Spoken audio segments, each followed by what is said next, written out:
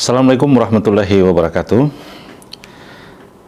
Kali ini secara khusus saya akan membahas mengenai Peraturan Mahkamah Konstitusi Nomor 6 Tahun 2020 tentang tata beracara dalam perkara perselisihan hasil pemilihan umum Kepala Daerah, Gubernur, Wakil Gubernur, Bupati, Wakil Bupati, Wali Kota, dan Wakil Wali Kota. PMK ini baru diterbitkan dan ini menjadi revisi dari beberapa PMK sebelumnya, dan kali ini saya akan mencoba untuk membahas apa saja syarat dan tahapan-tahapan yang dilakukan oleh pemohon, termohon, dan pihak terkait di dalam proses PHPU di Mahkamah Konstitusi.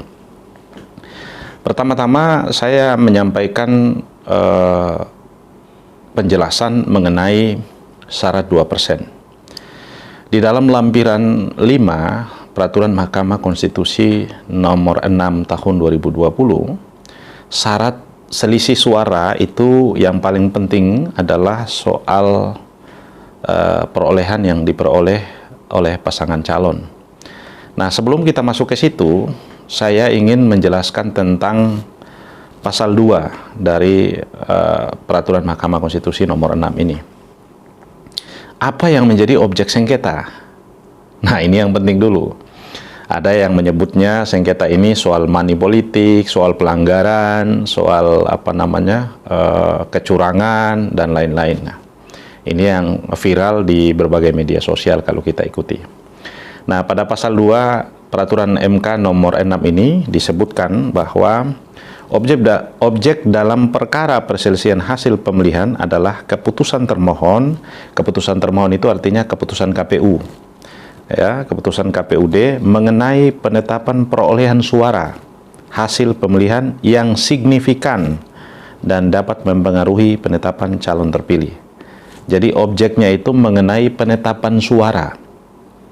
Ingat ya, objeknya itu mengenai penetapan suara. Jadi kalau yang menyangkut dengan money politik, menyangkut dengan kecurangan, itu menjadi ranahnya Bawaslu. Ya, karena itu di dalam Mahkamah Konstitusi itu ada 3 istilah yang digunakan dalam peradilan PHPU yang sering kita kenal dengan TSM, yaitu terstruktur, masif, dan sistematis.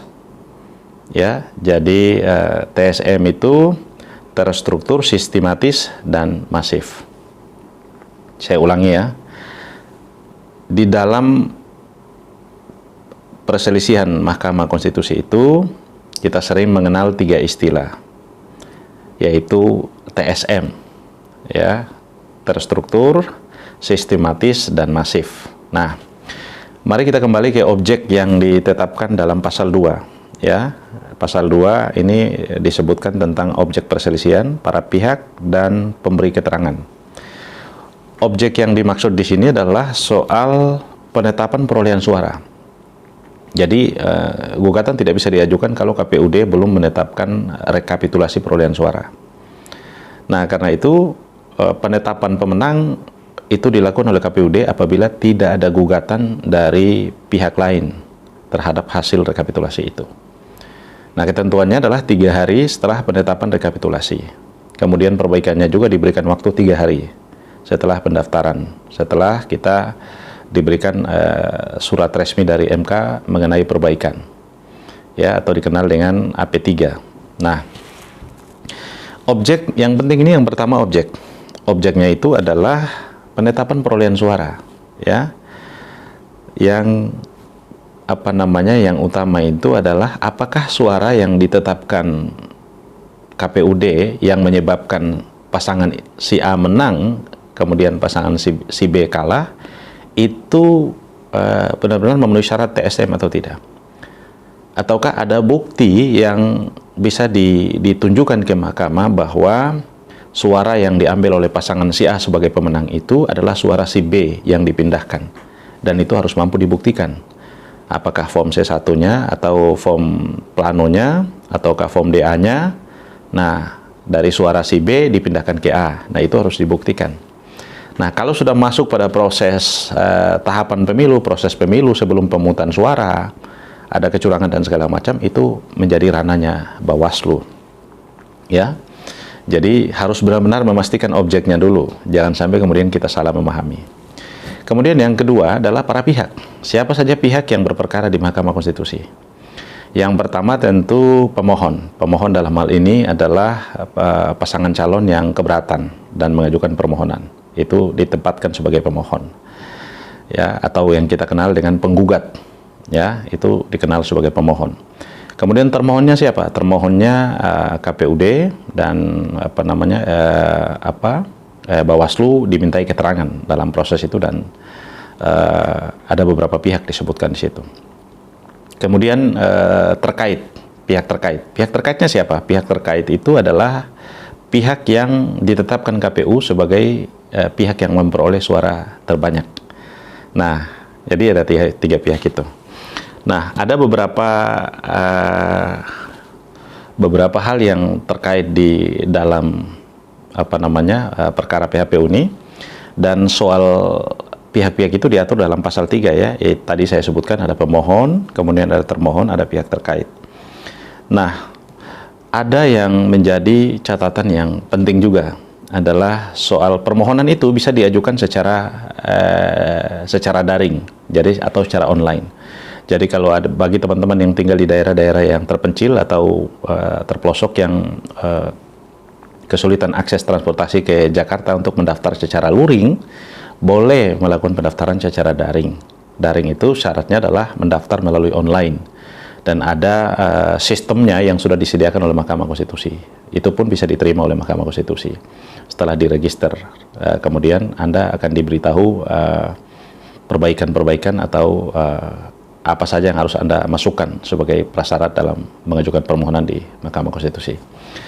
Nah, ada beberapa hal yang penting sekali, dan di dalam proses persidangan itu ada beberapa peristiwa yang harus kita lihat, ada beberapa tahapan yang harus kita lihat. Yang pertama adalah soal pemeriksaan permohonan, kemudian pembacaan permohonan, dan kemudian apakah majelis hakim memberikan kesempatan untuk melakukan perbaikan atau tidak. Kemudian yang berikut ada pembacaan putusan selah atau kita kenal dengan putusan demisal. Nah, ini biasanya putusan selah ini Mahkamah akan membacakan putusan selah bagi pasangan calon yang mendaftar yang tidak memenuhi syarat formil. Misalnya dia melampaui lebih dari 2%. Nah, kalau di Maluku Utara itu 8 kabupaten kota rata-rata standarnya 2%. Nah, kalau ada pasangan calon yang mendaftar lebih dari 2%, persentase perolehan selisihnya sudah otomatis tidak memenuhi unsur formil. Dan kalau tidak memenuhi unsur formil, Mahkamah memiliki kewajiban moral untuk memutuskan bahwa ini bertentangan dengan undang-undang, dan dalam kewenangan Mahkamah sudah dimungkinkan itu tidak akan diterima, sehingga putusan demisalnya akan ditolak karena itu syarat formilnya.